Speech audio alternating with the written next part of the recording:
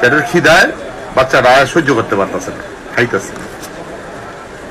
তো এই বেড়াটাই বুঝাইতেছে যে খা, তোরা তোরা খাইতে থাক। কয় না আমি খাইতাম না। কয় না তুইও খা। আমি কোন একটা কিছু আনতে গেছে আর কি মনে হয়। এমন সময় বেড়ার বউ না বেড়ার বোন ঘরের ভিতরে আইসা পড়তেছে। দেখেন পেটের খিদায় কি অবস্থায় খাইতেছে। লা ইলাহা ইল্লাল্লাহ মুহাম্মাদুর রাসূলুল্লাহ। ওই যে বেড়ার, হয়তো বেড়ার বউ হইব, জুবালার কাটি কুটি আনো, দেখেন তখন আয়া দেখতেছে খাইতেছে, বেড়ারে খুব অপমান করতেছে যে কি আর খাওয়ান খাইতেছ, কার খাওয়ান খাইতেছ,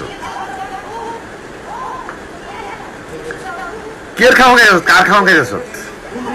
ওই বেড়াই করছি আইসা পড়ছে, আইয়া বলতেছে এরা গরিব মানুষ, খাইতে লইছে খাইতে দে। হয় না খাওয়ান দি বাইরে থেকে আনা হয়েছে, খাইবো কি লিগা। তর্ক বিতর্ক করে বেরিটা মানে না, তারপরে তর্ক বিতর্ক করে এরা গরিব মানুষ খাইতেছে, খাইতে দে। তখন ইয়া কইরা বহুত তর্ক বিতর্ক করে লাস্টে মেয়েটারে বার করে দিল, যা বারো। দরজা লাগাই দিল।